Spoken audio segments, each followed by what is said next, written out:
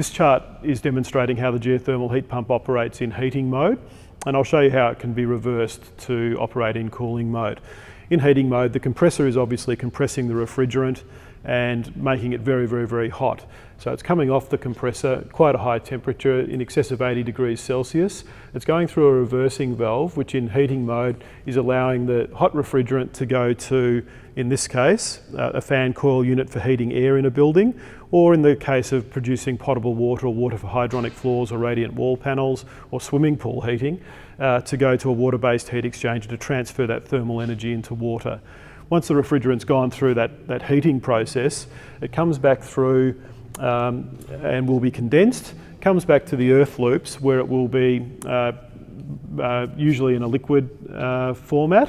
And obviously we would like to use the ground to transfer energy into the refrigerant to heat it up so that it can be preheated to go into the compressor.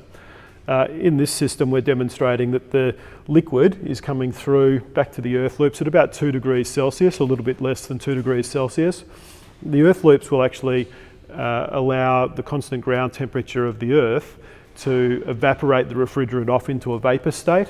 So a vapor comes back to the active charge control, which can go into the compressor and provide a very, very economic and efficient form of providing heating.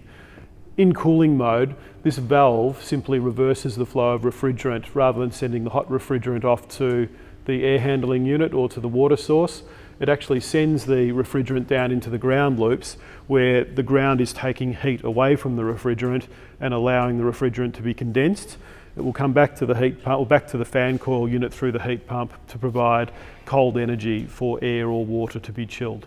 So in heating mode, the liquid side of the refrigeration cycle is coming down inside the liquid loop into the ground. So we've got refrigerant that is in a liquid state at perhaps minus 10 degrees Celsius, going down here in Victoria into 15 to 17 degree ground.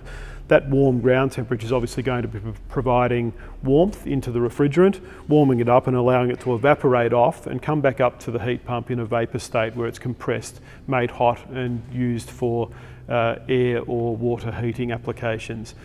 Simply reverse cycling the system and putting the 85 degree refrigerant down into the ground and now allowing the ground to draw that heat away from the refrigerant through the copper, through the grout into the ground, allows the refrigerant to be cooled and condensed and come back up the liquid line, forming condensate droplets.